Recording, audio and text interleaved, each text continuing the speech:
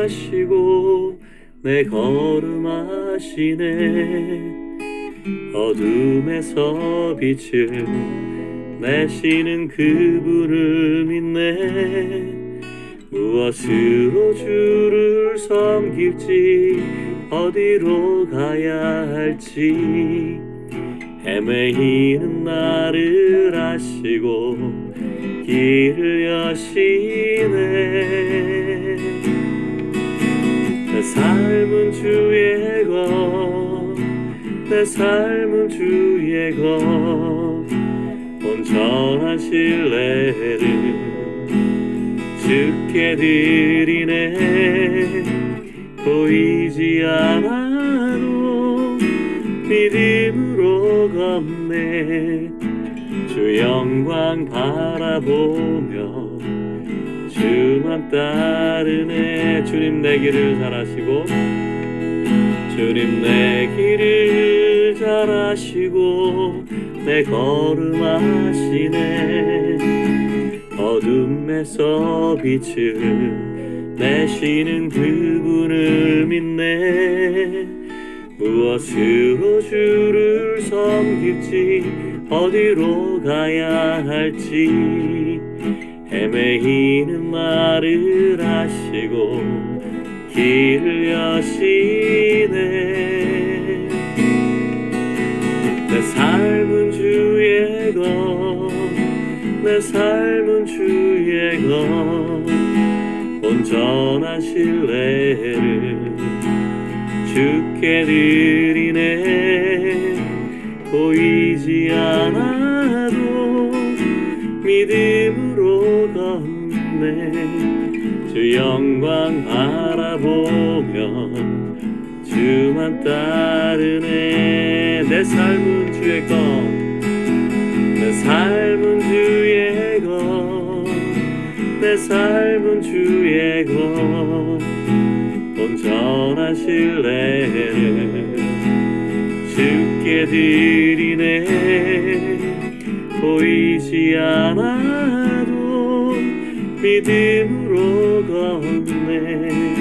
주 영광 바라보며 주만 따르네.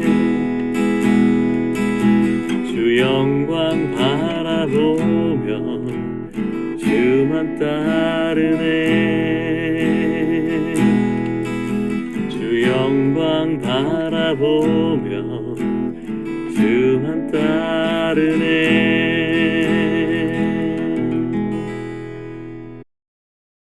자, 기도하고 시작하겠습니다. 네.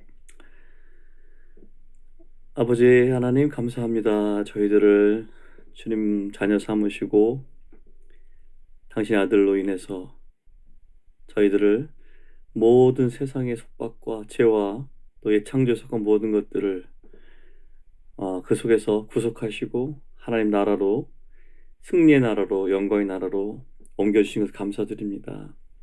오늘 저희가 모여서 또 영적인 실제에 대해서 말씀을 나누려고 하는데 저희들이 이 말씀을 지적인 학습으로 배우기를 원치 않고 영적인 실제에 대해서 지혜와 계시 속에서 주님이 보시는 것처럼 명확하게 보기를 원합니다.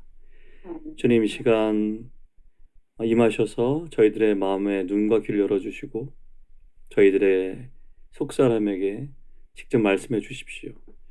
저희가 주님의 은혜로 정말 주님이 보신 것처럼 이런 실제로 볼 수 있는 눈이 열리게 하시고 주님이 이기신 그 승리 안에 참여해서 주님이 이기신 것처럼 저희도 현실의 삶 속에서 이겨가는 놀라운 축복이 임하게 하여 주십시오.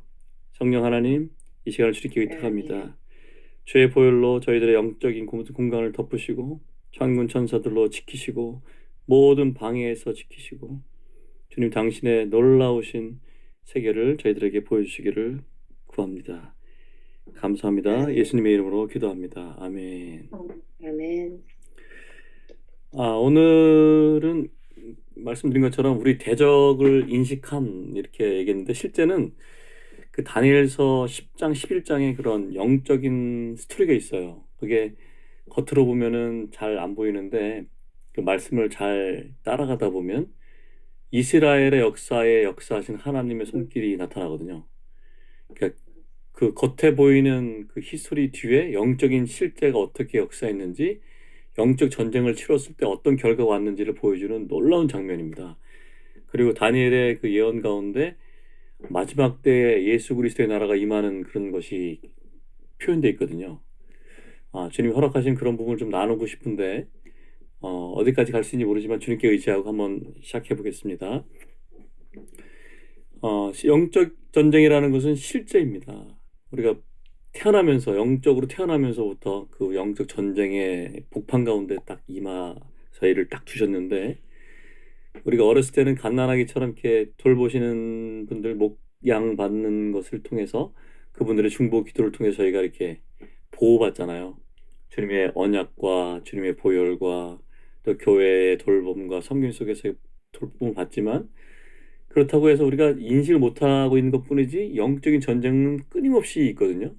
저희들 향한 공격도 심하게 있고, 또 저희가 믿음으로 방어해야 되고 어떻게 해야 될 것들이 있음에도 불구하고 우리 모르기 때문에 어떤 때는 마음도 상하고 어떤 때는 좌절하기도 하고 어떤 때는 이게 믿음 있는가 없는가 막 이런 생활들을 반복하면서 막 어떻게 되는지 모르고 막 지나보다가 한참 이렇게 고통을 겪고 나서 이게 뭔가 다른 게 있네 이런 걸 알아가면서 배우잖아요. 그래서 이게 우리한테 먼저는 강력하고 우리를 대적하는 활동적인 적이 있다는 것을 인식해야 될 것이 필요합니다. 근데 이제 실제로 그런 악한 영의 세력들이 우리를 위해서 우리에게 공격하고 대항하고 있음에도 불구하고, 만약에 우리가 그 대적의 존재를 모르고 그냥 이거 그냥 일반적인 현상인가? 그러면 이제 겉에 보이는 사람들과 이제 싸우게 되잖아요. 근데 바울 사도가 에베소서 6장에 얘기한 것처럼 우리가 싸우는 씨름은, 거기 씨름이라고 했지만 사실은 레슬링이거든요. 막 전쟁에 쓰는 전쟁이에요. 우리처럼 삽바싸고 싸우는 씨름이 아니고 사람을 죽일 수 있는 레슬링이거든요. 그런 대적과의 싸움을 하고 있는데, 육신이 아닌 보이지 않는 어떤 영적인 세계들과 싸우고 있는데, 실제 존재하는 어떤 영적인 인격체들인데 그걸 모르고 우리가 보이는 사람하고 싸우면 이게 해결도 안 되고 끝도 없습니다. 그래서 고린도후서 4장 18절 말씀은 이렇게 얘기하시잖아요. 우리가 주목하는 것은 보이는 것이 아니고 보이지 않는 것이다. 보이는 것은 잠깐이요, 보이지 않는 것은 영원합니다. 이렇게 말씀하시잖아요. 그래서 사도 바울은 그 에베소서에서 말씀하실 때 그렇게 얘기하신 거예요. 우리 주 예수 그리스도의 하나님 영광의 아버지께서 지혜와 계시형을 주셔서 하나님을 알게 하시기를 원하노라 이렇게 했잖아요. 영적인 실제에 대해서 우리 아버지 하나님 알게 하시길 원했단 말이죠. 여기서 말하는 것은 우리에게 지혜와 계시형이 있다는 거예요. 우리에게 진짜 눈을 여시고 귀를 여시자는 영적인 우리 눈도 있고 영적인 귀도 있다는 거예요. 그게 가려 있을 때, 우리가 지혜와 계시형이 없을 때 우리가 못 보는 거죠. 그래서 하나님께서 오늘 이 시간에도 우리에게 지혜와 계시형을 구하기를 간절히 원하는 마음으로 같이 말씀을 보겠습니다. 마태복음 12장 26절에서 28절까지 보시면 그 예수님이 이제 그 귀신들 내어 쫓을 때 그 바리새인들이 나타나가지고 그렇게 얘기했어요. 네가 귀신의 왕인 바알세불을 힘입어 귀신을 쫓아내는구나 이렇게 비난했잖아요. 그때 예수님이 대답을 하셨습니다. 26절에서 만일 사탄이 사탄을 쫓아내면 스스로 분쟁하는 것이니 그리하고서야 어떻게 그의 나라가 서겠느냐 이렇게 말씀하셨어요. 예수님이 친히 증언하신 것처럼 사탄은 자기의 나라가 있는 거예요. 자기 왕국이. 그리고 그 밑에 28절에는 이렇게 말씀하셨어요. 내가 하나님의 성령을 힘입어 귀신을 쫓아내는 것이면 하나님의 나라가 이미 너희에게 임하였느니라. 그러니까 여기 또 다른 왕국이 있죠. 하나님의 나라도 있습니다. 사탄의 왕국이 있고 하나님의 왕국이 있어요. 사탄의 나라와 하나님의 나라. 둘 다 보이지 않죠, 눈에.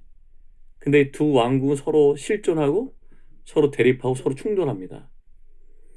그래서 예수님이 그분의 이름으로, 그분의 권능과 권위로 귀신을 쫓아내셨을 때 귀신이 막 소리지르고 나가 그랬잖아요. 그러니까 그 왕국의 싸움이 안 보였었는데 예수님이 나타나시고 예수님이 명령하심으로 그 왕국이 충돌한 그 실제가 눈에 확 보인 거예요, 가시적으로. 그러니까 예수님이 또 능력을 부여한 제자들이 그 사탄의 귀신들을 쫓아낼 수 있다는 그 사실이 그 하나님 나라가 사탄의 왕국보다 강하다, 강력하다 이런 것을 나타내는 증거죠. 그래서 예수님의 나라가 그 사탄의 왕국보다 더 강력하다는 것을 보여주는 게 눈을 확 드러나는 게 귀신 쫓아내는 거기 때문에 사탄은 교회 역사 가운데 이런 축사 사역이잖아요. 귀신을 쫓아내는 거. 이런 것들을 금기시하게 만들었어요. 교회를 속여왔습니다. 왜냐하면 예수님의 이름으로 귀신을 쫓아내면 그 사탄은 다 숨어가지고 그렇게 안 보이는 데서 역사하고 싶어 했는데 그들의 존재가 이렇게 드러나니까요. 사탄이 싫어하는 거죠. 우리 이제 에베소서 6장 12절 말씀 한번 같이 읽어보겠습니다. 같이 한번 읽어볼게요. 에베소서 6장 12절. 우리의 씨름은 혈과 육을 상대하는 것이 아니요 통치자들과 권세들과 이 어둠의 세상 주관자들과 하늘에 있는 악의 영들을 상대함이라. 이 말씀에 그 사탄의 왕국의 본질하고 구조가 잘 나타나 있는데요. 이걸 좀 천천히 한번 보겠습니다. 그 리빙 바이블이라는 성경은 이 말씀을 어떻게 번역하냐면 우리의 싸움은 육체를 가진 인격체들과 대항하는 것이 아니다 라고 번역하고 있습니다. 그러니까 육체를 가진 인격체가 아니라 육체가 없는 안 보이는 인격체들을 상대하고 있다라는 걸 이해하는 게 중요합니다. 그 악한 영의 존재들이 인격이기 때문에 예수님의 이름으로 명하니까 떠나간 거예요. 인격이 있기 때문에 주님의 이름을 명령하니까 그걸 인식하고 떠났습니다. 인격체는 인격체지만 육체가 없는 인격체들, 영적인 존재들이라는 걸 이해하는 게 되게 중요합니다. 그래서 이제 영적 전쟁에 대한 책을 많이 보면 이렇게 말을 하고 있어요. 우리가 어떤 눈에 보이지 않는 인격체들을 상대하고 있다는 걸 깨닫기 전까지는 마치 우리가 눈을 가리고 권투하는 것 같다. 그렇게 얘기합니다. 이걸 기억하시는 게 좋아요. 눈에 보이지 않지만 분명한 인격을 갖고 있는 존재들이다. 그래서 사도 바울이 이 말씀에서 그 사탄과의 그 사탄 왕국과 전쟁을 설명하기 위해서 전쟁일 때 쓰던 그 전투 무술을 예로 드는 거예요. 개역개정에서는 씨름으로 번역했지만 실제는 사람을 붙어가지고 사람을 죽일 수 있는 그런 격렬한 싸움인 격투기를 보여주는 거거든요. 그 헬라어로 직역하면 이 말씀은 어떻게 되냐면 우리의 그 전투는 씨름은 육체를 가진 사람들과 대항하는 것이 아니라 다양한 영역과 계층적 권위의 계급을 가진 통치권들과 현재 이 어둠의 세상 지배자들과 하늘에 있는 악한 영들의 군대를 상대하는 것이라 이렇게 번역할 수 있습니다. 그 사탄의 왕국이 그냥 무질서한 게 아니고 고도로 조직화된 왕국이라는 걸 보여주는 거예요. 하나님이 이거를 지으신 게 고도화된 체계를 갖춘 게 사탄이 지은 게 아니라 하나님이 지으신 겁니다. 원래 하나님이 영적인 세상을 창조하실 때 그 사탄이라는 존재를 하늘에 하나님을 섬기는 그 천사들의 3분의 1을 담당하는 천사장 중에 하나로 창조하셨어요. 사탄이 하나님으로부터 부여받은 어떤 조직 체계가 있었던 거예요. 그 조직을 갖고 있었는데 하나님을 거역하고 그 휘하의 천사들을 이끌어서 반역에 참여하게 했을 때 사탄은 그 자기한테 갖고 있었던 그 조직 체계를 그대로 다 가지고 하나님을 대적하는 데 사용했어요. 그래서 우리가 사탄이 아주 단순한 존재가 아니라는 걸 반드시 알아야 됩니다. 사탄을 너무 이렇게 뭐랄까요? 사탄은 원래 이렇게 너무 무시하시면 안 됩니다.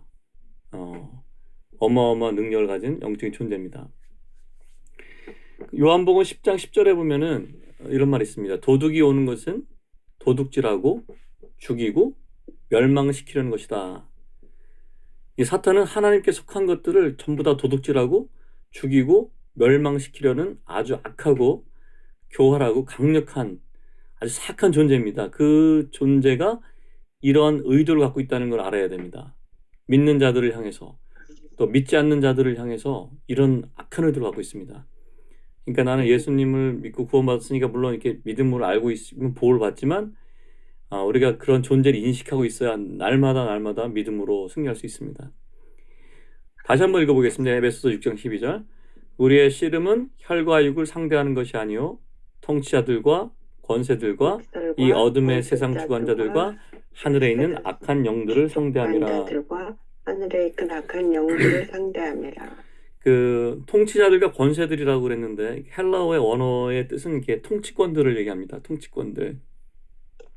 뉴 킹 제임스 버전을 보면은 이렇게 돼 있어요. Against principalities, 통치자들, against powers, 권세들, against rulers, 어둠의 세상 주관자들, 그리고 against spiritual host, 악의 영들 이렇게 돼 있는데 이 통치자들 안에 그냥 통치자들만 있는 게 아니라 다양한 그 자기의 그 통치 체계 안에 권력을 갖고 있는 하위 통치자들이 있습니다. 계층적 구조로 돼 있어요. 그 하위 통치자 밑에는 또 더 작은 영역을 다스리는 하위 통치자로 돼 있습니다. 조직 체계가 이렇게 되는 거예요. 피라미드처럼 있죠. 사탄의 왕국이 체계적으로 구조화되어 있다는 사실을 제가 이해하시라고 설명을 드리고 있는 거예요. 여기에 보면은 주관자들이란 말 나오잖아요. 주관자들. 영어 성경은 rulers 이렇게 돼 있는데 원래 의미는 헬라 의미는 지배자예요. dominators. 지배하고 룰러는 달라요. 룰러는 그 정상적인 통치를 나타내지만 지배자라는 것은 상대방의 의사를 무시하고 완전히 그냥 복종시키는 거거든요. 지배하는 거예요. 지배한다는 말은 사탄적인 언어예요, 원래 이 단어는. 하나님은 절대로 지배하지 않으세요. 하나님 통치하시지. 그렇죠. 지배하는 누구를 이렇게 지배하는 분위기 또 누구를 조종하는 분위기가 있는 데마다 그 뒤에 사탄이 있는 거예요. 사탄은 그 전 세계를 어둠의 세계로 지배하려는 욕망과 전략을 포기하지 않습니다. 하나님의 나라는 빛의 나라고 사탄의 왕국은 어둠의 왕국입니다. 그러니까 하나님의 나라에 속한 사람들은 자신들이 누구를 섬기고 있는지 다 알아요, 명확히. 나는 하나님을 섬기고 있다. 그럼 자신이 무엇을 하고 있는지 다 압니다. 나는 하나님의 나라 안에서 걷고 있다. 그런데 사탄의 왕국에 속해 있는 사람들은 자기가 뭘 하는지도 몰라요. 내가 누구를 섬기고 있는지도 몰라요. 열심히 합니다. 그런데 그들 뒤에 영적인 실제가 있다는 걸 알지 못하는 거죠. 그 세 번째는 이렇게 얘기합니다. 하늘에 있는 악한 영들의 군대를 대적하여. 원문에 맞게 번역하면 이런 뜻이에요. 하늘에 있는데 어떤 하늘 영역에 있는 거예요. 이 사악하고 강력하고 반역적인 영적 존재들의 군대 체계가 있는 거예요. 그래서 오늘은 그 대적을 알미라는 주제로 시작했잖아요. 그러니까 사탄의 기원을 이렇게 우리가 알 수 있는 성경 구절을 좀 찾아보려고 합니다. 이사야서 14장 12절부터 15절까지인데 제가 조금씩 읽으면서 설명하면서 넘어갈게요. 12절에 너 아침의 아들 계명성이여 어찌 그리 하늘에서 떨어졌으며 너 열국을 엎은 자여 어찌 그리 땅에 찍혔는고. 여기 계명성이라고 나오잖아요. 이 계명성이라고 번역된 단어의 원래 라틴어 어원은 루시퍼예요. 루시퍼라는 뜻은 나쁜 뜻이 아니고 좋은 뜻입니다. 빛을 가져오는 자, 빛나는 존재. 히브리어로는 새벽별이에요. 루시퍼란 말 뜻이. 원래 이 사탄이라는 이 자가 지음 받을 때는 사탄으로 지음 받은 게 아니고 루시퍼로 지음 받은 거죠. 어떤 데는 루시엘 이렇게 얘기하는 사람도 있습니다. 히브리어로. 어떤 형태나 이름을 사용하든지 이는 이 존재는 아주 밝고 빛나고 영광스러운 인격체를 뜻합니다. 그래서 많은 성경학자들이 아까 얘기했듯이 하늘의 천사들 중 3분의 1을 다스리는 천사장 중에 하나였다. 아주 높은 최고위급의 천사 중에 하나였다고 믿습니다. 그 이름이 이제 루시퍼였던 거죠. 그가 매우 영광스럽고 아름다웠기 때문에 그렇게 불렸습니다. 근데 우리 아는 것처럼 이 루시퍼는 비극적인 실수를 저질렀습니다. 창조주 하나님에 대해서 피조물인 자기가 그 창조주 하나님과 동등한 위치를 취하려고 했습니다. 자기가 하나님께로 가는 그런 예배를 자기가 받고 싶었던 거죠. 우리가 지난번에 살펴봤던 것처럼 빌립보서 2장엔 예수님이 하나님과 본체셨지만 그 하나님과 동등됨을 취하지 않으시고 자기를 낮추셨고 그래서 결국 예수님을 하나님께서 모든 이름으로 예수 그리스도를 주라 시인해서 하나님 아버지께 영광을 돌리게 이렇게 하셨다고 말씀 나오잖아요. 루시퍼는 피조물이었습니다. 하나님하고 동등하지 않는 자인데 루시퍼는 자기가 하나님과 같이 되길 바랬어요. 근데 오히려 하나님이셨던 예수님은 자기를 낮추셔서 사람이 되셨고 죽기까지 충성하셨죠. 대비가 되지 않습니까? 자, 이사야서 14장 13절 14절 같이 한번 읽어보겠습니다. 내가 내 마음에 이르기를 내가 하늘에 올라 하나님의 뭇별 위에 내 자리를 높이리라. 내가 북극 지폐의 산 위에 앉으리라. 가장 높은 구름에 올라가 지극히 높은 이와 같아지리라 하는도다. 여기 이 한글을 이렇게 중간에 내가라는 것을 이렇게 생략을 해서 하나 둘 개 정도밖에 안 보이는데 영어 성경에 보거나 원문에서 보면 내가 뭐뭐 하리라 라는 말이 5번 나옵니다. 내가 하늘에 올라 내가 내 자리를 높이리라. 내가 북극 지폐의 산에 알리리라. 내가 가장 높은 구름에 올라가리라. 내가 지극히 높은 자 같아지리라. 이게 5번 나옵니다. 내가. 이 말의 전체를 읽어보면 내가 하나님하고 똑같이 되리라. 이런 의미입니다. 사탄의 야망은 자신을 하나님하고 동등한 위치로 높이는 것이었어요. 자기가 너무 지혜롭고 아름답고 영광스러우니까 루시퍼가 이렇게 생각한 거죠. 나도 하나님같이 될 수 있어. 하나님만 저렇게 영광을 받아야 돼. 나도 그렇게 받을 수 있어. 나도 하나님하고 거의 같잖아. 이런 동기를 가지고 결국 반역에 이른 거죠. 많은 성경학자들이 보기에 그 루시퍼는 그 자기에게 할당받았던 그 3분의 1 이런 천사들을 전부 다 설득해서 반역에 동참하게 했다고 보고 있어요. 계시록 12장 3절에 4절 말씀이 있습니다. 제가 읽어볼게요. 하늘에 또 다른 이적이 보이니 보라 큰 붉은 용이 있어 머리가 7이요 뿔이 10이라. 그의 여러 머리에 7 왕관이 있었는데 그 꼬리가 하늘의 별 3분의 1을 끌어다가 땅에 던지리라. 이 말씀에서 좀 유추해 볼 수 있는 거죠. 루시퍼는 천사의 3분의 1을 반역에 동참하도록 설득했고 자기 휘하에 있던 천사들은 결국 사탄의 반역과 타락에 동참하게 된 거죠. 그래서 하나님이 이사야서 14장 15절에 이렇게 선포합니다. 그러나 이제 내가 수월 곧 구덩이 맨 밑에 떨어짐을 당할 것이다. 이렇게 주님이 심판을 얘기하셨습니다.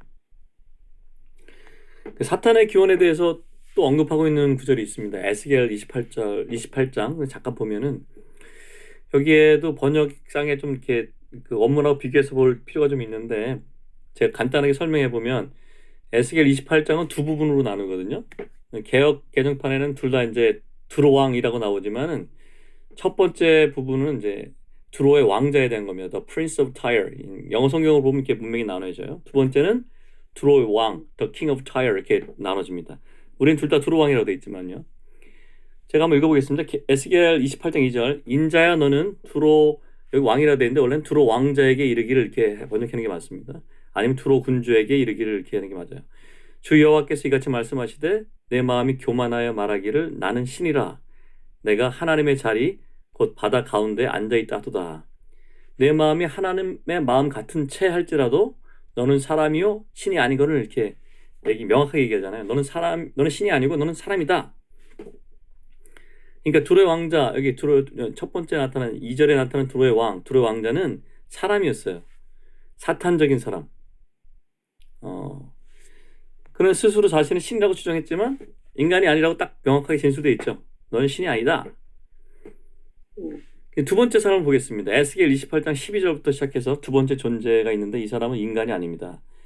자, 제가 읽어볼게요. 같이 12절. 인자야 두로 왕을 위하여 슬픈 노래를 지어 그에게 이르기를 주 여호와의 말씀에 너는 완전한 도장이었고 옛날 성경은 완전한 인이었고 이렇게 돼 있고 지혜가 충족하며 온전히 아름다웠도다. 13절에 내가 옛적에 하나님의 동산 에덴에 있어서 이건 에덴에 있었던 존재예요. 사람이 아니죠. 하나님의 동산 에덴에 있었어요.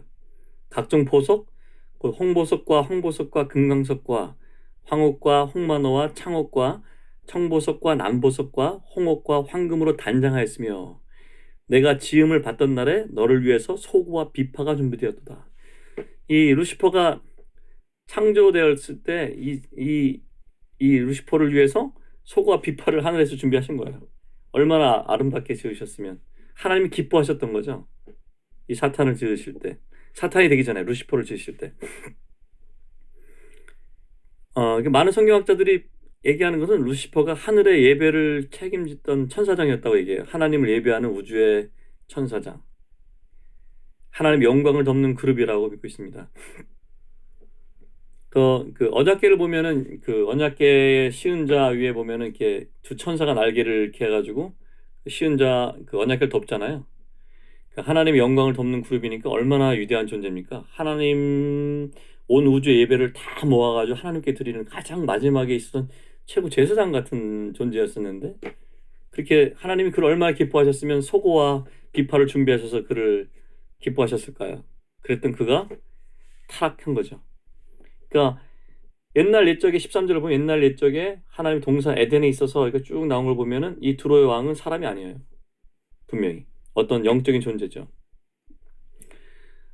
여기서 보면 이제 우리가 두 그림을 딱 비교해 보면 앞에 두로의 왕자, 두로의 왕이라고 표현됐지만 두로의 왕자, 사람인 두로의 왕자 있었고 그 뒤에 두로의 왕이 있습니다. 보이지 않는 영역에 사탄적인 통치자인 두로의 왕이 있어요.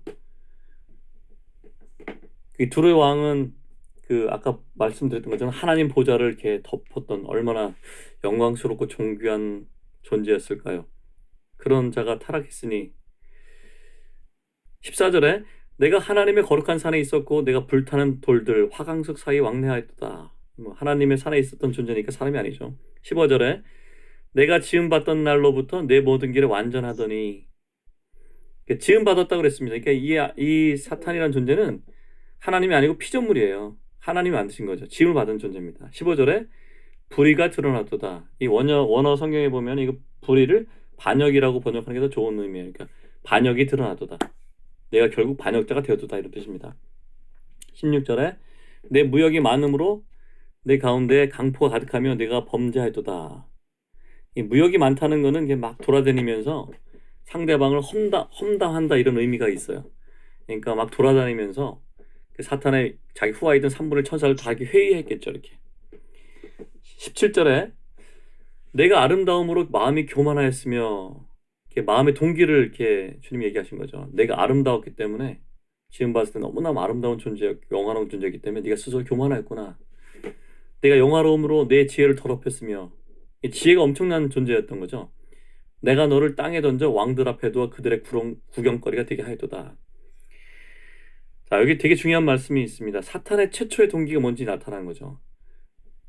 우주의 최초의 죄가 뭔가요? 이게 나타난 겁니다. 우주의 최초의 죄는 교만이었습니다. 자기 교만한 거죠. 우리가 이걸 기억해야 됩니다. 우주에서 발생했던 가장 최초의 죄는 땅에서 일어난 선악과 그게 아니에요. 하늘의 영역에서 일어났습니다. 그 죄는 술 취함도 아니고 간음도 아니고 거짓말도 아니고 살인도 아니었어요. 그 죄는 교만입니다. 그래서 하나님이 제일 싫어하는 죄가 이거예요. 교만. 사람이 취하는 가장 큰 교만이 그거잖아요. 하나님이 우리의 구속자로 구원자로 예수를 주셨는데 겸손하게 그분을 받아들여서 주로 삼아야 되는데 나는 내가 스스로 주인이 되고 내가 스스로 하나님이 될 수 있어. 예수 그리스도가 필요하지 않아. 예수를 믿지 않는 죄가 가장 큰 교만입니다. 그래서 지옥에 갈 수 있는 죄가 딱 하나밖에 없잖아요. 다른 죄 다 용서받습니다. 예수님을 자기 주로 영접하지 않은 죄가 지옥 갈 죄입니다. 그죠? 그거를 기억하시면 좋겠어요. 다 아시는 거지만 한번 되새김질하는 겁니다. 교만이 가장 큰 죄죠. 근데 이 교만의 죄가 사실 그리스도인들한테 많이 스며들어 있어요. 그리고 우리가 남을 판단할 때마다 우리가 하나님의 자리에 서는 거예요. 남을 비난하고 판정할 때마다. 그래서 예수님이 남을 판단하지 말라고 하신 거예요. 그래서 그게 얼마나 위험한지 우리 모르면서 우리 옛날에 그 판단과 정죄를 많이 했잖아요. 우리가 용납의 문화 뭐 이런 거 얘기할 때 얘기했잖아요. 우리가 스스로 하는 판단과 정죄가 우리 속에 경험상 우리는 해봤잖아요. 많이. 영적으로도 얼마나 많은 교만이 우리한테 있었습니까? 그러니까 이런 것들을 주님이 다시 알려주시는 거죠. 너희들에게 가장 큰 죄가 교만이다. 성령님 앞에 자기를 낮추는 게 그래서 중요한 거죠. 내가 안다고 내 길을 가는 순간 교만의 자리에 있는 거죠. 그래서 우리가 이런 기도를 계속 해야 될 것 같습니다. 주님, 정말 오늘도 저의 주인이 되어 주십시오. 정말 주님, 저는 알지 못합니다. 제가 눈으로 보이고 생각하는 거 판단하는 것이 아니라 주님의 관점으로 저희가 순종할 수 있도록 인도해 주십시오. 주님이 저의 왕이십니다. 주여, 제가 주님 아니면 아무도 판단치 않기를 원합니다. 그 당신께서 판단하십시오. 이렇게 그 주인의 자리를 내어드리는 게 그래서 그게 가장 중요한 것 같아요. 저도 이거 엄청 많이 회개합니다. 이 시간 같이 돌이키면 좋겠습니다. 주님, 저희들을 정결케 하십시오. 주님의 보혈로 정결케 하십시오. 주님, 당신의 십자가에서 죽으셔서 저희들의 죄가 끝났습니다. 저희들의 죄를 십자가로 가져가고 십자가에서 이루신 당신의 의를 저희한테 주시는 이 거룩한 교환이 지금도 일어나게 하소서. 저희 삶 속에 당신의 거룩한 교환이 날마다 일어나게 하시고 당신이 우리 영역 존재 전체에서 우리가 알지 못한 영역에 이를 때까지 우리의 모든 교만과 죄를 당신의 의로 바꿔주십시오. 감사합니다. 예수님의 이름으로 기도합니다. 아멘. 생각나실 때마다 하시면 좋겠습니다. 우리 사람들은 여기에 계속 빠져들게 돼 있습니다. 주님께 얼마나 감사합니까? 주님께서 우리한테 살아있는 길을 열어주셨습니다. 휘장이 열렸기 때문에 우리가 가면 됩니다. 인정만 하면 됩니다. 우리가. 그리고 돌이켜야 됩니다. 우리가 판단과 정죄했던 죄에서 저희를 정결케 하시고 씻어주십시오라고 매일매일 기도하시면 좋겠습니다. 18절에 내가 죄악이 많고 무역이 불의함으로 내 모든 성소를 더럽혔으며 내가 내 가운데서 불을 내어 너를 사르게 하고 너를 보고 있는 모든 자 앞에서 너를 땅에 재가 되게 하였도다. 이렇게 선포하셨습니다. 자, 그러면 이제 이들이 영적인 존재가 어디 있을까요? 이런 궁금증이 생기잖아요. 사탄의 근거지가 어디 있을까 도대체? 그걸 잠깐 한번 살펴보겠습니다. 창세기 1장 1절에 보면 이렇게 나옵니다. 태초에 하나님이 천지를 창조하시니라. 보면 이제 영어 성경에 보면은 In the beginning God created the heavens and the earth 이렇게 돼 있어요. 그래서 하늘들과 땅을 창조하셨다 이렇게 나옵니다. 그래서 하늘이라는 말이 복수예요. heavens 땅 하늘들이 있다는 거예요. 그러니까 복수니까 하늘이 하나 이상 있는 거죠. 고린도후서 12장 2절에 이 말씀 같이 한번 읽어볼까요? 시작. 내가 그리스도 안에 있는 한 사람을 아노니 그는 14년 전에 셋째 하늘에 이끌려 간 자라. 그가 몸 안에 있었는지 몸 밖에 있었는지 나는 모르거니와 하나님은 아시느니라. 하나님은 아십니다. 네, 바울이 이제 놀라운 영역에 불려가서 놀라운 경험한 한 어떤 사람에 대해서 얘기합니다. 내가 그리스도 안에 있는 한 사람을 아는데 그는 14년 전에 셋째 하늘에 이끌려 갔어. 그러니까 셋째 하늘이 존재한다면 어떻겠습니까? 첫째 하늘도 있었고 둘째 하늘도 있어야 되겠죠? 그래야지 셋째 하늘이 존재하지 않겠습니까? 논리적으로. 자, 에베소서 4장 9절에서 10절 말씀도 한번 읽겠습니다. 제가 읽을게요. 올라가셨다 하였은즉 땅 아래 낮은 곳으로 내리셨던 것이 아닌 무엇이냐? 내리셨던 그가 곧 모든 하늘 위에 오르신 자니 이는 만물을 충만하게 하려 하심이라. 여기 보면 이제 이 말씀은 예수님이 십자가에서 죽으시고 부활과 승천 사이에 어떤 일이 일어나는 걸 설명하는 말이거든요. 모든 하늘 위에 오르셨다 그러니까 all the heavens. 그러니까 모든이란 뜻은 세 개 이상에서 쓸 수 있는 말이거든요. 모든이라는 것은. 네. 그 대상이 세 개 있다는 뜻이니까 바울이 에베소서에서 예수님께서 모든 하늘 위로 오르셨다고 말할 때는 하늘이 세 개 이상 있다는 걸 얘기한 거예요. 논리적으로.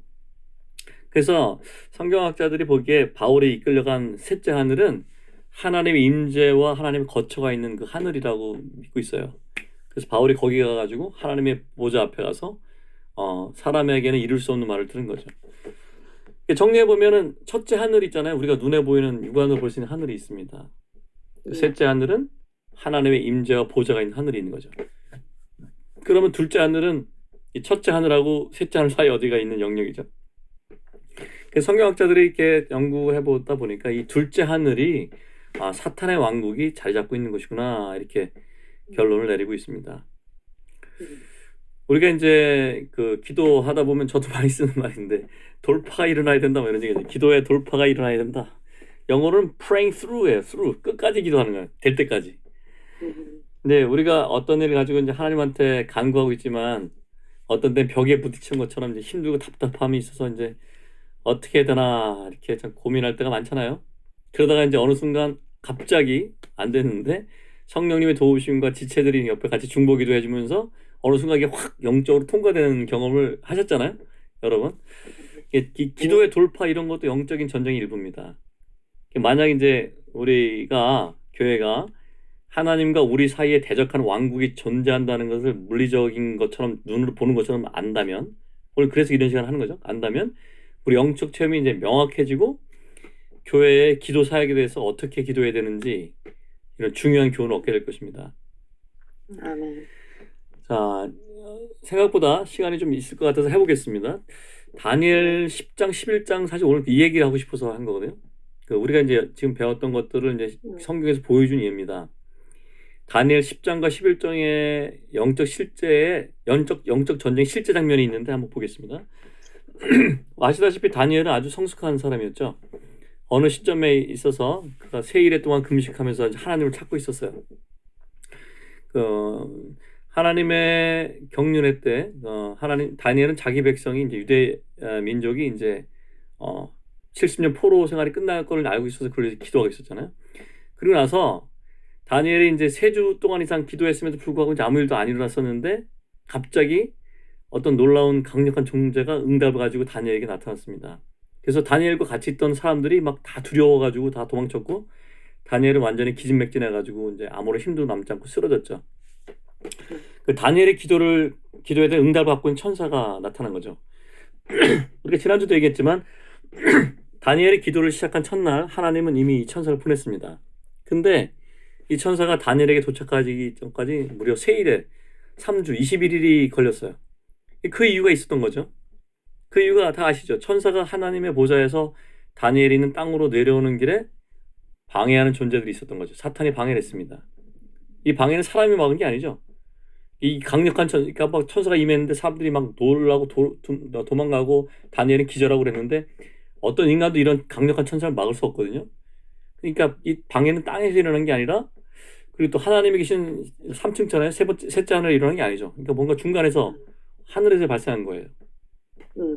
그러니까 이제 이 어디서 발생했냐면 하늘과 땅 사이에 있는 이런 둘째 하늘에서 이 사탄의 왕국이 존재하고 있는 이 자리에서 발생한 건데 어쨌든 이 천사는 하나님께서 보내신 그런 메시지를 전달하기 위해서 그 사탄의 왕국이 자리 갖고 있는 둘째 하늘을 뚫고 지나와 있습니다.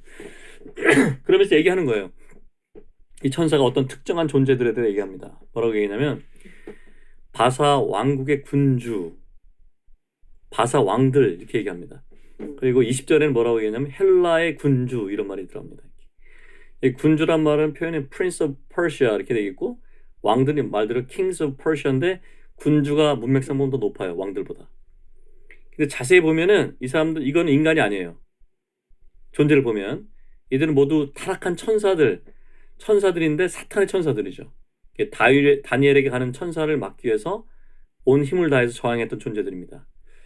근데 여기 놀라운 일이 있습니다. 놀라운 일. 우리가 꼭 기억해야 됩니다. 뭐냐면 다니엘의 기도가 시작하자마자 하나님이 계신 셋째 하늘을 움직였어요. 하나님이 천사를 보냈죠? 둘째 하늘도 움직였어요. 이 천사를 막습니다. 악한 존재들이. 그러니까 다니엘의 기도는 하나님이 천사를 출발하게 만들었고 그 다음에 사탄의 천사들을 자극해가지고 이 하나님 천사를 대적하게 만드는 거죠. 근데 다니엘에게 키가 있어요. 다니엘은 기도를 돌파를 해야 됐어요. 다니엘이 21일 동안 버티면서 돌파를 했을 때야 응답을 받았잖아요.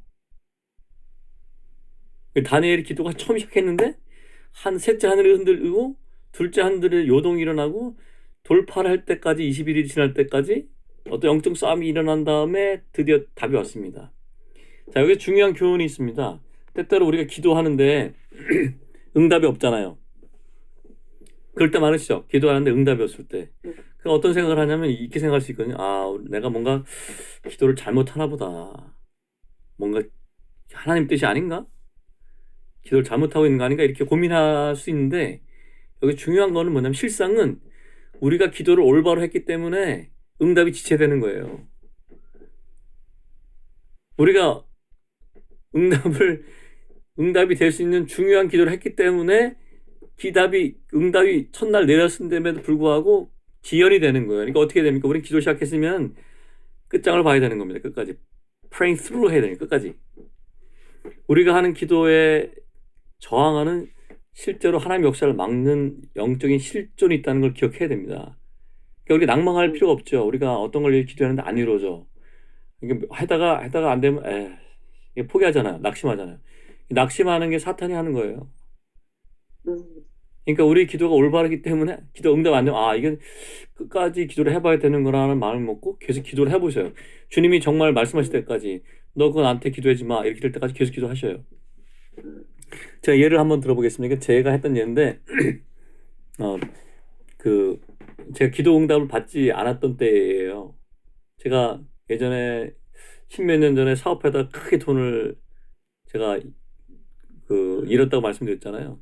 회사에 대해 투자했다가 큰 문제가 생겼는데 제가 갑자기 그렇게 몸이 건조한 신앙생활 하고 있다가 큰일 났잖아요. 그 많은 돈을 잃어버렸으니까 새벽 기도를 하기로 작정하고 금식 기도도 하고 새벽에 가서 부르짖었습니다. 한참 동안 그걸 살려달라고. 근데 기도하는 중에 저한테 명백하게 소리가 들렸어요. 그러니까 음성으로 들린 건 아닌데 제 마음에 분명히 인지할 수 있는 소리 들렸는데 이런 음성이 들렸습니다. 너 이거 갖고 기도하지 마. 이거 나한테 맡겨. 저한테 그랬어요. 그 회사를 살려달라고 기도했는데 너 이제 이거 그만 기도해. 그래서 이제 그다음부터 기도 안 했어요. 그런 거 외에는 그니까 신기하죠. 그때 그랬어요. 그래서 그때 내가 기도하면 안 되겠구나. 이거는 이게 주님의 뜻에 맡겨 있구나 생각했어요. 근데 저에게 그런 주님께 재정을 다시 배웠거든요, 처음부터. 그런데 계속 주님께서 뭔가를 주시겠다 약속이 돼 있고 예언의 말씀도 들리고 그랬는데 제 삶에 이루어지지 않았는데 계속 그 말씀을 선포하면서 기도했거든요. 10년이 지나고 보니까 제가 받았던 기도나 제가 했던 기도들이 다 응답이 돼 있어요. 그래서 그러니까 이거 기억해야 됩니다. 우리의 기도가 올바른 기도이기 때문에 응답이 지체되는 경우가 있다. 이거는 주님이 주신 거구나. 이것은 또 하나님의 뜻이 명백한 게 있잖아요, 성경에. 하나님의 뜻은 이것이 너의 거룩함이라 뭐 이런 거. 주의 예수를 믿으라 그러면 너와 내 집 구원을 얻으리라. 이런 거 있잖아요. 이거 명확한 하나님 뜻이에요. 너는 저 사람 뭐 때를 어떤지 못 어떤지 말씀 전파하라 이런 거 하나님의 뜻입니다. 그냥. 그건 어떻게 해야 돼요? 그냥 하는 거예요. 그냥. 그런데 방해가 있으면 이 사람 구원을 안 받을 사람인가 이게 아니라 내가 올바르게 기도하고 있는데 영적인 존재가 막고 있구나. 이거는 성령님을 의지하고 교회 지체들한테 같이 중보기도 요청하고 돌파해야 되는구나. 이렇게 생각하셔야 되겠습니다. 10장 12절에서 천사가 다니엘에게 이렇게 얘기합니다. 다니엘아 두려워하지 마라. 내가 깨달으려 하며 내 하나님 앞에서 스스로 겸비하기로 결심한 첫날부터 내 말에 응답받았으므로 내가 내 말로 말미암아 왔느니라. 여기 다니엘이 하나님 앞에서 스스로 겸비하게 했습니다. 지난번에 말씀드렸듯이 겸비한다는 말은 금식이란 뜻이에요. 여기서 하나님이 정하신 방법이 있습니다. 우리가 하나님 앞에서 우리 스스로 낮추고 겸비하는 자세를 취하는 기도를 해야 될 때가 있는데 그것이 하나님이 정하신 방법이에요. 금식이. 하나님이 정하신 금식을 하게 되면 묶였던 것이 풀립니다. 멍해가 풀려요. 우리가 주님 앞에서 때때로 금식할 필요가 있습니다. 이 금식에 대해서 언젠가 제가 한번 다시 말씀드리겠습니다. 어쨌든 하나님은 다니엘이 기도를 시작한 첫날 천사를 보냈어요. 그런데 천사는 즉시 도착하지 못했죠. 13절 이렇게 나옵니다. 그러나 바사 왕국의 군주가 21일 동안 나를 막았으므로. 이 바사 왕국의 군주란 게 누굴까? 이거 생각해 봐야 되겠죠.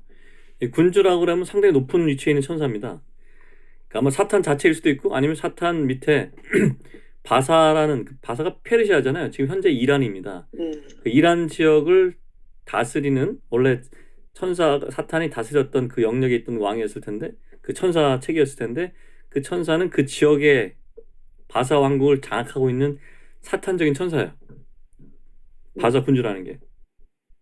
이 바사 군주의 목적은 뭐냐면 바사 제국 안에서 하나님의 뜻이 이루어지는 걸 막는 거예요. 그 대한민국이라는 나라가 있으면 하나님의 부르심이 있잖아요. 이 대한민국에서 하나님의 뜻을 막기 위해 존재하는 그 대한민국 군주가 있는 거죠. 영적인 존재가. 이 존재는 하나님의 경륜을 이루는 모든 걸 막기 위해서 다 방해합니다. 그걸 기억해야 됩니다. 자, 다니엘 2장을 잠깐 보겠습니다. 다니엘 2장. 이스라엘이 하나님께 반역해서 포로로 끌려갔잖아요. 그런데 그 4개의 이방 제국이 차례차례 연속해서 이스라엘을 지배하고 통치합니다. 그 다니엘 2장에 보면은 그 느부갓네살이 큰 꿈을 꿨잖아요. 큰 신상에 대해 꿈을 꿨는데 하나님이 그 벨드사살이라는 다니엘에게 은밀한 중에 환상을 보여주셔서 해석하는 장면이 나옵니다. 다니엘 2장 31절에서 34절까지 나오는데 느부갓네살이 본 것을 다니엘이 설명해 주잖아요. 그 우상의 머리는 순금이요 가슴과 팔은 은이요 배와 넓적다리는 노치요 종아리는 새요 발에 얼마는 새요 얼마는 진흙이다 이렇게 나오는데 오늘은 영적 전쟁에 대해서 얘기하는 거니까 그것만 딱 짧아서 얘기하겠습니다. 나중에 기회가 되면 좀 자세히 설명하면 너무 좋겠지만 그리고 나서 이제 36절부터 이제 해석을 알려줍니다. 느부갓네살에게. 첫 번째 제국은 우상의 금머리에 속하는 제국인데 당신이 통치한 제국입니다. 느부갓네살이 통치하는 제국이에요. 바벨론 제국. 이스라엘을 포로로 이끌고 갔던 제국 얘기하는 거죠. 두 번째 제국은 우상의 가슴과 두 팔에 해당하는데 은으로 된 제국입니다. 이 제국은 다니엘 시대에 이스라엘 지배했던 메데바사, 그러니까 페르시아 이란 제국을 얘기하는 거예요. 셋째 제국은 우상의 배와 넓적다리에 해당하고 노수로 된 제국인데 이는 이제 메데바사 제국을 엎은 제국이죠. 알렉산더 대왕이 세운 헬라 제국을 얘기합니다. 네 번째 제국은 우상의 종아리와 발에 해당하고 종아리는 쇠, 얼마는 흙 이렇게 돼 있잖아요. 이건 헬라 제국이 무너진 다음에 세운 로마 제국을 의미합니다. 근데 나중에 저희가 다니엘서를 하게 되면 이걸 좀 자세하게 근데 오늘 영적 전쟁의 관점에 한번 보겠습니다. 하나님의 인류 구속 계획이 이스라엘 중심으로 이루어진 건 우리가 배워왔잖아요. 그리고 메시아 그리스도께서 이스라엘 통해 오시기로 되어 있습니다. 이게 아까 다니엘서 10장 11장에서 봤던 말씀이 이스라엘뿐만 아니라 세계 역사를 휘두르고 있는 엄청난 거대한 영적 전쟁의 실제를 보여주는 거예요. 이 네 제국들이 국제 정치적 패권의 변천뿐만 아니라 이스라엘을 중심으로 펼쳐지는 하나님의 구속사 전체에 대해서 아주 결정적인 역할을 하는 겁니다. 아멘. 다니엘서 22장 34절에서 35절을 보면은 이게 우리의 소망입니다. 34절 또 왕이 보신즉 손대지 아니한 돌이 나와서 신상의 새와 진흙에 발을 쳐서 부서뜨리매 그때 새와 진흙과 놋과 음과 금이 다 부서져 우상이 다 부서졌다는 우상의 제국이 여름 타작마장에 겨같이 되어 바람에 불려서 간 곳이 없었어. 다 사라졌어요. 우상을 친 돌은 태산을 이루어 온 세계에 가득하였나이다. 이렇게 되어 있습니다. 예, 44절에 이 여러 왕들의 시대에 하나님의 하나님이 한 나라를 세우시리니 이것은 영원히 망하지 아니할 것이요 그 국권이 다른 백성에게로 돌아가지 아니할 것이요 도리어 이 모든 나라를 쳐서 멸망시키고 영원히 설 것이다. 하나님의 나라가 영원히 설 것이다 얘기했는데 이 마지막 나라가 그리스도의 나라입니다. 그러니까 네 개의 제국이 있었잖아요. 제국이 다 무너져서 예? 다 뭐 금과 은과 녹과 새와 진이 다 무너져서 싹 사라졌어요. 그 다음에 우상을 친 돌이 태산을 이뤄서 온 세계에 가득했는데 그 나라가 하나님 나라가 됩니다. 이 그리스도의 나라가 되는 거예요. 그걸 얘기하신 겁니다. 다니엘 2장의 그 신상으로 그 상징됐던 네 제국이 몰락한 다음에 하나님이 그리스도의 나라를 세우시고 영원한 나라를 선포하시는 것을 여기서 보여주신 거예요.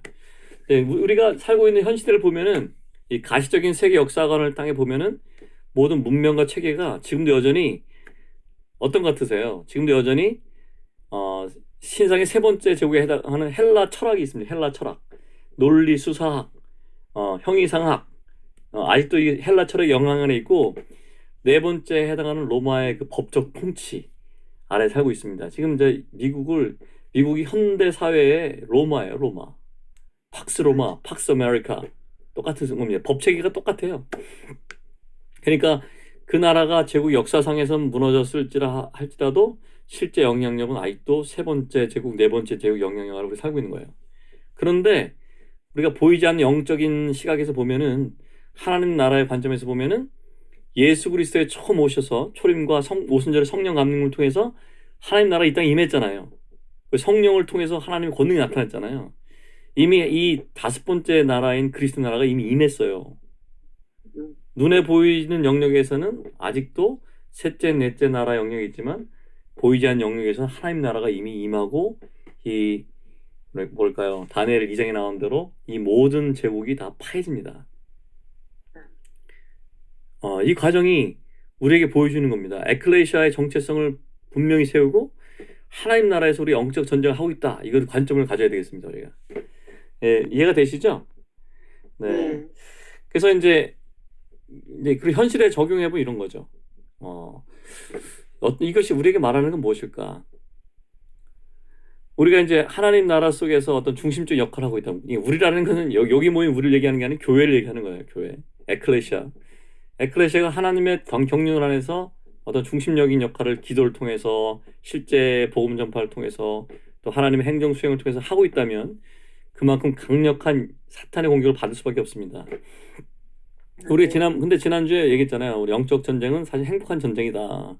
그 전쟁은 적은 이미 패했고 동굴에 갇혔고 우리 차전에서 목을 밟으면 된다 그랬잖아요. 그러나 지금 오늘 얘기하는 건 사탄의 그 의도를 얘기하는 거예요. 그들은 패배한 적이지만 그럼에도 불구하고 사탄은 하나님의 백성이 자유를 얻고 하나님께 나가려는 걸 다 막으려고 합니다. 영혼들이 구원 못 받게 하려고 해요. 더 병들게 하려고 합니다. 사람들을 더 죽이려고 해요. 오늘도 사탄이 그 이스라엘을 그 아까 바사 왕국의 그 앞자리에 계속 묶어두려 했던 것처럼 오늘도 하나님의 자녀들이 영적으로 해방되는 걸 방해하고 있어요. 그러니까 성령이 은사가 중지됐다 뭐 이런 얘기를 하는 거죠. 성령이 생명인데 성령의 은사가 중지되면 어떡합니까?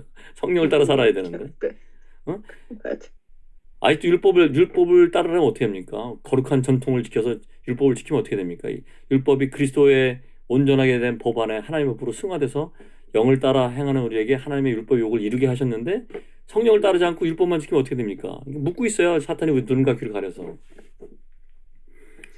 이 다니엘이 기도했던 시점이 놀라운 시점입니다. 곧 이스라엘의 본토로 돌아가야 되는 시점이었어요. 아멘. 이제 바벨론 포로 끝나고 돌아가야 돼. 70년이 끝났어. 이제 한 1, 2년 남았어. 뭐 이럴 때예요. 그런데 이 일을 방해하기 위해서 다니엘이 그 하나님 경륜 안에서 이스라엘의 복귀와 이런 것들을 위해 기도하고 있으니까 이를 방해하기 위해서 사탄적인 존재인 그 바사 왕국의 군주가 그걸 막은 거예요. 하나님 천사가 오지 못하도록. 천사가 얘기합니다. 13절에 다시. 그러나 가장 높은 군주 중 하나인 미가엘이 와서 날 도와주었다. 흥미로운 장면입니다. 천사는 이 사탄의 그 진들을 돌파할 수 없어요. 21일 동안 지날 때까지. 근데 미가엘이 개입하고 나니까 돌파할 수 있었습니다. 이 미가엘이 개입한 이유가 뭘까요? 미가엘은 천사장이기도 했지만 천사 중에서 어떤 특별한 임무가 있냐면 이스라엘을 국가적으로 돌보는 천사예요. 보호하고. 이스라엘. 그러니까 아까 바사 왕의 군주는 이스라엘을 그 악한 영의 압제로 이스라엘을 하나님의 경륜과 부르심에 못 가게 막는 악한 영이었다면 그 미가엘은 이스라엘 도와서 이 돌파하게 하는 천사였단 말이죠. 그래서 다니엘서 12장 1절을 다시 보면 이렇게 얘기해요. 그때에 내 백성의 자손을 위해 서 있는 큰 군주 미가엘이 일어날 것이요. 여기 보면 내 백성 자손을 위해 서 있는 미가엘 이런 얘기가 나온 거죠. 그러니까 미가엘이 등장하는 순간 어떤 걸 알 수 있냐면 유대 민족이 하나님의 섭리 가운데 이렇게 부르심으로 나갈 수 있는 전환점이 됐구나 이렇게 볼 수 있는 거죠. 우리 역사적으로 보면 사탄이 유대 민족을 제거하려고 수없이 많은 시도를 했습니다. 수없이 많은 시도를 했어요. 애굽에서도 사나이 다 죽이려고 그랬잖아요. 그 에스더 시대에서 하만을 통해서 유대 민족 멸절하려고 했습니다. 아시잖아요, 그죠? 예수 그리스도가 오기 전에 그 어린 아이들 다 2살 미살 다 죽이려고 그랬잖아요. 사탄이 메시아의 도래를 못하도록 유대 민족을 끊임없이 공격했습니다. 왜냐하면 구원이 이스라엘에서 나거든요. 유대에게서 납니다. 구원이 하나님의 경륜에 따라서. 그래서 이 미가엘의 특별한 임무는 이 유대 백성을 사탄의 공격으로 지키는 거예요. 미가엘이. 저는 잘 모르지만 대한민국에도 우리나라의 부르심을 위해 지키는 천사가 있다고 생각합니다. 그 천사가 지금 우리나라를 정말 우리나라의 부르심을 이루지 못하게 하고 공산주의를 끌고 가게 하고 그렇게 했던 모든 그런 것을 이길 수 있는 그 역할을 하는 천사가 있을 거고 지금도 여전히 그걸 막고 있는 악한 영이 있다고 생각합니다. 그래서 우리가 기도할 때 영적 기류가 변하잖아요. 우리가 눈으로 요새 보고 있는데 그 세이브 코리아에서 오늘 한 걸 보니까 너무 감동스럽더라고요. 이 나라가 정말 순교자의 피로 세워진 나라다. 3.1 운동할 때부터 이승만 박사가 그 한성 감옥에서 크리스찬이 되고 기독교 입국론으로 나라를 세우려고 했던 것부터 6.25 전쟁을 통해서 경상도에 요만큼 남은 거기서 그 사람들이 금식하고 회개하고 그 기독교인들이 이렇게 했잖아요. 그래서 다시 나라를 찾은 거며 그다음에 박정희 대통령이 시해 당하고 나서 그때도 막 이렇게 공산 침략을 당할 거 갔을 때도 그리스도인들이 일어나 기도했고 전두환 대통령이 아웅산 테러 사건 날 때도 나라가 넘어갈 뻔했는데 그때도 막 그리스도인이 일어났고 여러 가지를 얘기하는데 가슴이 좀 뛰더라고요. 하나님이 우리나라를 지키고 계시구나. 그러니까 우리는 모르지만 우리나라를 지키기 위해서 파견받은 천사들이 있다는 거죠. 그러니까 우리가 기도할 때 국가적 부르심을 위해서 반드시 기도해야 됩니다. 우리가. 그래서 이 국가적 부르심을 우리가 회복하고 성취하는 영역에 나갈 수 있도록 이 영적인 세계에서 돌파가 일어날 수 있는 기도를 교회가 해야 돼요.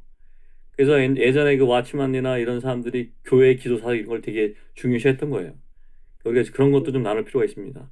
어쨌든 잠깐 옆으로 샜는데 다니엘서 10장 13절에 보면은 어쨌든 바사 왕의 군주가 21일 동안 막았는데 그 천사가 바사 왕국의 왕들하고 머물러 있었어요. 그러니까 그 바사 군주가 막을 뿐만 아니라 바사 왕국의 왕들 그 악한 영들이 또 천사를 막고 있었는데 미가엘라서 도와줬기 때문에 미가엘이 돕는 동안에 이 천사가 그 다니엘에 온 거죠. 그래서 13절에 보면 바사 왕국의 군주가 있었고 왕들이 있다는 걸 알려주니까 이게 어떤 계층적 구조가 있다는 걸 얘기해 준 거죠. 예. 지금 제 설명이 이해가 되시죠?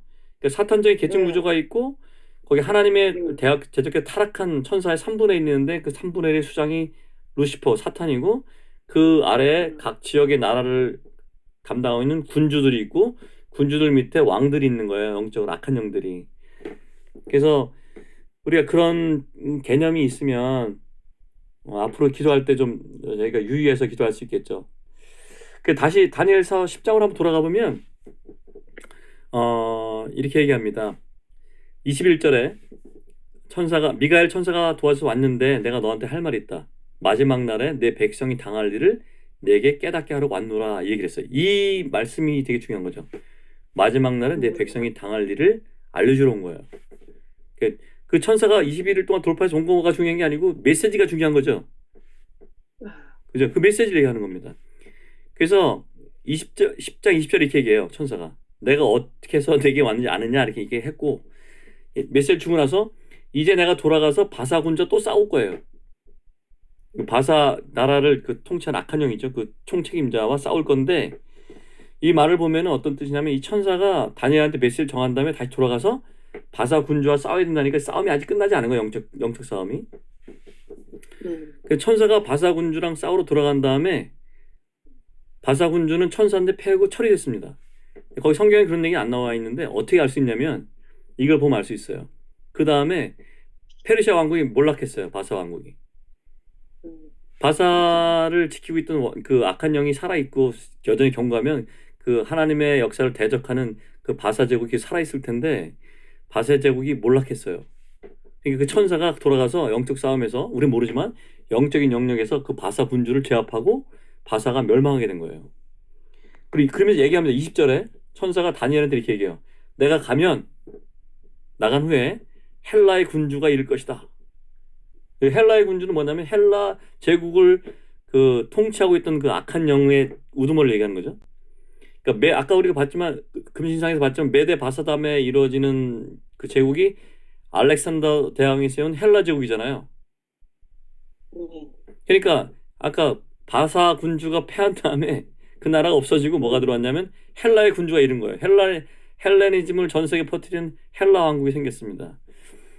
그러니까 우리는 이제 어렸을 때 영웅전으로 알렉산더 대왕을 되게 이렇게 위인이라고 생각하지만 실제는 이 알렉산더라는 사람은 그 메데 바사 제국을 무너뜨리고 그 다음에 헬라 나라를 세운 사탄적인 통치자예요. 하나님의 관점을 볼 때는 알렉산더 대왕이.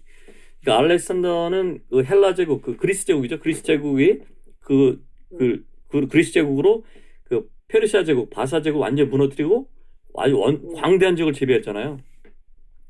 그러니까 얼마나 대단했냐면 10년 만에 서쪽의 그리스에서 동쪽 인도에 이르기까지 정복을 다 했고 지중해 남쪽 해안도 다 영토로 편입했어요. 그러니까 인류 역사 가운데 가장 엄청난 군사 정복 업적 가운데 하나를 한 사람이 알렉산더예요. 그러니까 우리가 다니엘서 10장에서 알 수 있는 건 뭐냐면 이 알렉산더만 있는 게 아니라 그 뒤에 보이지 않는 영역에 헬라의 군주가 있었구나라는 걸 우리가 알 수 있는 거죠. 눈에 보이셔야 됩니다. 이제 제가 말씀드린 거. 예, 사람의 우리 통치가 있지만 그 뒤에 어떤 영적인 존재가 있구나.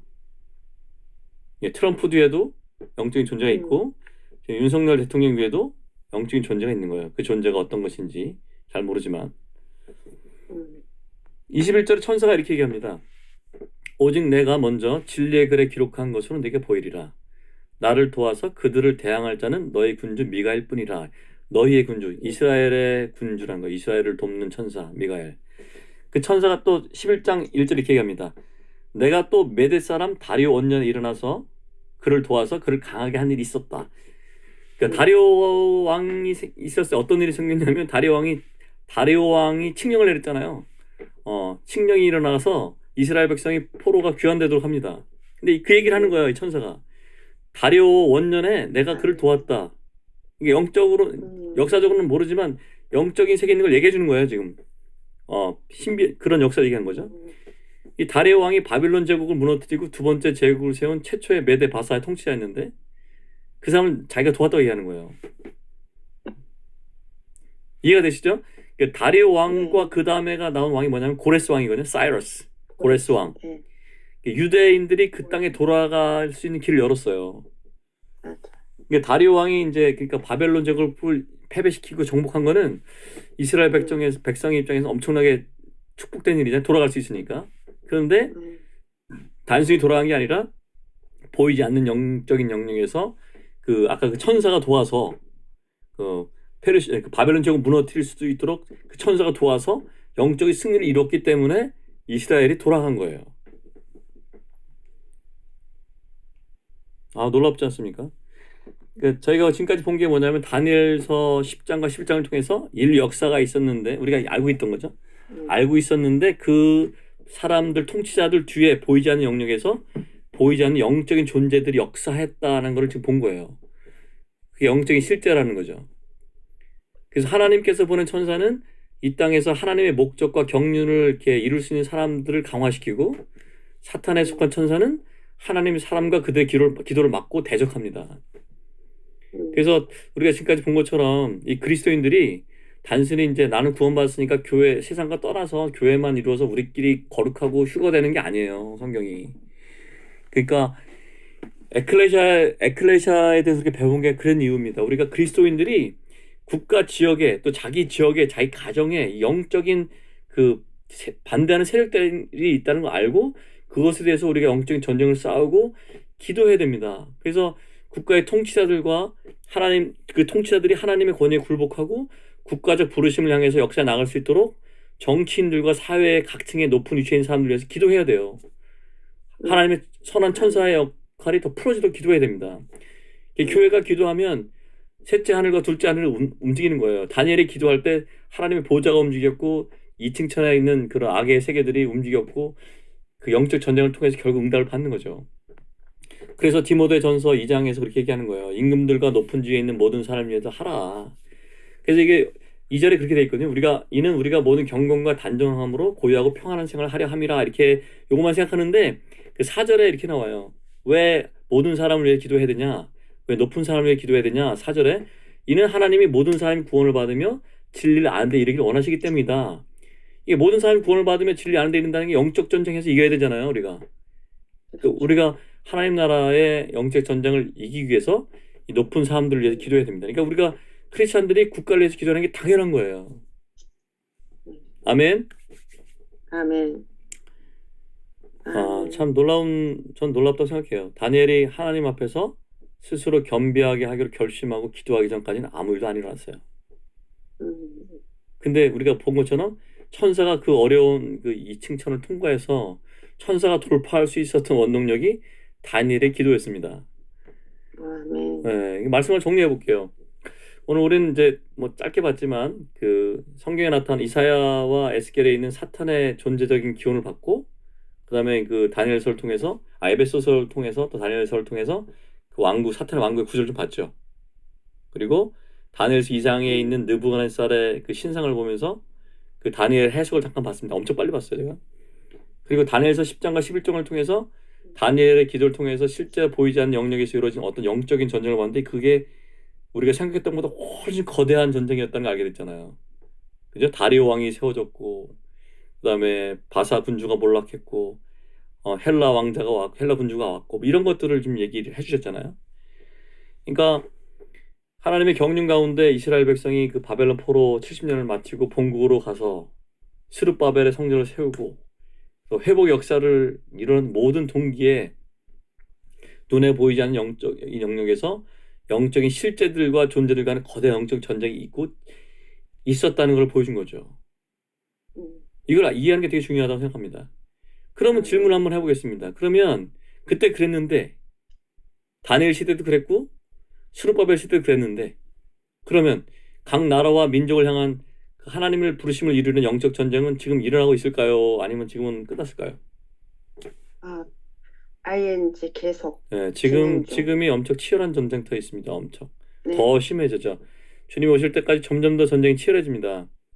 그 많은 선교사님들의 전기나 간증 같은 거 좀 읽어보면은 선교사님들이 어떤 나라에 가서 그 어떤 지역을 방문하게 될 때 성령께서 이제 그 지역의 기류, 영적인 기류, 영적 상태를 이렇게 알려주시면서 너는 이렇게 기도해라 이렇게 알려주는 게 되게 많아요. 너는 저 산에 올라가서 저렇게 외쳐라 뭐 이렇게 그랬던 간증들이 많이 있거든요. 저 그런 책을 많이 읽었는데 저는 개인적으로 이 나라 대한민국을 향한 그 하나님의 부르심이 엄청 크다고 생각해요. 그뿐 아니라 이제 하나님이 정하신 그 부르심에 그 대한민국이 응답하기 위해서 교회들이 일어나 가는 일에 있어서 이 뜻을 방해하고 대적하는 악한 영들이 엄청나게 역사한다고 생각합니다. 한국에 대해서. 이 대한민국을 그 남과 북의 분열로 이끌어가고 있잖아요. 영호남 정치권이 대립하고 있죠. 종북, 종중, 공산주의형들이 있고 사회 각층의 지도자들이 거짓말이 엄청 심하고 거짓 언론들이 있고 선전선동하고 차별금지법을 계속 제정하려고 그래요. 반대해서 국회에서 무산되면 판사들이 또 올리고 계속 그렇게 합니다. 교회들이 분열돼 있었잖아요. 그리고 현재는 물리적 전쟁이 아니라 사회, 문화, 영역, 경제 이런 데서 진행되고 있는 그 하이브리드 전쟁이라는 걸 하고 있어요. 정보 전쟁, 뭐 지적재산권, 국가 비밀 탈취 이런 거. 근데 현재 사회에서 가장 첨예하고 날카롭게 싸우는 영적 전쟁터가 대한민국이에요. 그러니까 이게 공산주의랑 딱 맞춰 있고 중국이 있고 뭐 북한이 있고 소련이 있고. 왜 그러냐면 서구 기독교를 보면요, 이제 차별금지법 이런 게 이미 통과돼 있어요. 그 사회 영역에서 교회가 목소리를 못 내요. 명목상 이름은 있지만 동성애는 죄야, 동성 커플 결혼은 무효야 이러면 벌금을 받고 그 사람이 목사 이런 사람이 구속됩니다. 거리에서 예수는 그리스도다 얘기하면 잡혀가요. 그런데 그러니까 이 사람 기독교계에서 아주 뭐 부흥을 이끌었던 영국 같은 나라에서 복음 못 전해요, 겉에서. 근데 하나님께 감사하는 것은 이제 세계에서 영적 전쟁이 가장 치열한 곳이긴 하지만 국가가 어려움을 겪을수록 교회가 깨어나고 예전에 비해서 기독교인 수는 많이 줄어가고 있긴 하지만 여전히 대한민국의 부르심하고 소명을 위해서 싸우는 교회도 있고 그리스도인도 많아요. 어둠의 영들이 아주 극렬하게 대한민국의 존재적인 부르심을 방해하려고 할 때 이 약한 영을 대적해 싸우는 중보하는 사람들도 엄청 많습니다. 작년 10월에 그 차별금지법 반대를 위해서 교회가 연합했잖아요. 10월 27일인가? 그 교회 연합과 회개운동이 그런 거예요. 그리고 얼마 전에 교회 연합회 이름으로 탄핵 반대 선언을 했습니다. 그것도 되게 놀라운 거예요. 교회가 그런 얘기 안 했거든요. 한국 교회가 깨어나고 오늘 그 세이브 코리아 보니까 광주 금남로에서 막 하나님을 찬양하고 살아계신 하나님을 예배하고 막 선포하는데 난 감동이 돼서 눈물이 막 나더라고요. 그 앞에 부분 한번 앞에 처음에 그 기도를 인도하신 그 목사님들 걸 한번 들어보시면 좋겠어요. 저는 와 놀랍다. 이분들이 정말 선제 역할을 하는구나. 지금 드디어 한국 사회가 깨어나고 있습니다. 교회가 그 사회 영역에서 젊은이들이 깨어나고 국가적인 이슈에 대해서 이제는 목소리를 내고 있어요. 교회가 해야 되는 거예요. 공산주의형들, 분열형들 예수 이름으로 물러갈지어다 해야죠. 그 북한 땅을 뒤덮고 있는 그 김씨 왕조 우상숭배형 공산주의형 대한민국의 소명을 이렇게 방해하는 그런 분열형은 예수 이름으로 파쇄될지어다 이렇게 해야 될 것 같습니다. 우리가 기도 사역할 시간에 이거 해야 돼요. 그죠? 해야 되겠죠. 대한민국이 하나님이 부르신 그 소명에 정렬되고 그 부르심의 성취하는 영역에 나가기를 우리가 이제 맨날 예수님의 이름으로 축복하고 선포합니다 이렇게 해야 되겠죠. 선포합니다. 네, 그래서 오늘 우리가 영적인 실제들에서 봤지만 이걸 본 이유가 있습니다. 우리가 교회 기도 사역을 하기 위해서 우리가 이런 인식이 있어야 돼요. 주님의 이름으로 모여서 기도할 때 우리 실제 삶과 연결된 영역에서 우리 필요를 위해서도 간구하지만 하나님의 경륜이 국가적으로 이루어지도록 단체적으로 이루어지도록 하나님의 보내신 그 선한 천사들이 활성화되고 사탄적인 악한 천사들이 이렇게 묶일 수 있는 기도를 해야 됩니다. 그래서 우리가 주님 허락하시면 그런 기도도 배워갔으면 좋겠고 우리가 그리스도의 몸으로서 단체적인 영적인 싸움을 하는 전사들로서 주님 앞에서 교회 기도사 같이 배우고 앞으로 주님을 더 알아갔으면 좋겠습니다. 주님께서 우리 축복하시고 주님이 이기셨잖아요. 이런 거 본 건 두려워라고 준 게 아니에요. 그 동굴에 숨었다니까 끊어서 밟으면 됩니다. 우리가 선포를 안 해서 후덜덜 거리는 거죠. 쫄면은 지는 겁니다. 왜 쫄아요? 이게 끝난 전쟁입니다. 선포하면 돼요. 교회가 목소리를 내니까 좀 살맛이 나잖아요. 숨통도 튀고. 예. 우리가 집에서 기도해야 됩니다. 그리고 그 가족에 있는 사람들을 주님의 이름으로 사랑하는 선포하셔야 됩니다. 얼마 전에 저희 가족 아버지 어머니를 기도했잖아요. 제가 예. 아버지 어머니를 위해서 말씀도 보내고 사랑한다 얘기하고 또 기도도 해드리고 그랬어요. 집이 갑자기 너무 행복해졌어요. 그러니까 우리가 선포해야 돼요. 맞아. 주님께서 우리 모두 축복하시고 주님이 이기신 승리를 선포하는 주님의 몸을 온전히 얻으시길 기도하겠습니다. 아멘. 아멘. 자, 잠깐 기도하겠습니다. 주님 감사합니다. 저희들을 사랑하시고 오늘 다니엘서를 통해서 에베소서를 통해서 영적인 전쟁의 실제를 보여주셨습니다. 주님, 이런 것들이 정말 성령의 역사하심으로 저희들의 눈과 귀를 더 여셔서 날마다 매 순간마다 이런 영적인 존재들에 대해서 자각하게 하시고 깨어서 교회로서 주님의 경륜을 이루기 위해서 기도할 수 있도록 기도를 가르치시고 저희 영적인 무기들을 어떻게 사용하는지도 가르쳐 주십시오. 그래서 당신이 이루신 놀라운 승리 안에 저희가 믿음으로 서고 그 승리로 말미암아 당신의 영광이 나타나는 당신의 몸으로서 세워지기를 기도합니다. 대한민국을 축복하신 하나님께 감사합니다. 교회들을 깨워주셔서 감사합니다. 더 깨우시고 대한민국이 이제는 부르심의 정렬하는 것에서 지나가서 부르심을 성취하는 단계까지 나가게 하시고 북한의 장벽이 무너지게 하시고 저 악한 영이 무너지게 하시고 예수 그리스도의 평화와 자유의 복음이 북한 전 영역에 확대되고 확장되게 하시기를 원합니다. 주님, 저 북한 땅을 축복합니다. 주님, 저의 영혼들을 구하시옵소서. 당신의 뜻을 이루시옵소서. 감사합니다. 예수님의 이름으로 기도합니다. 아멘. 아멘. 아멘.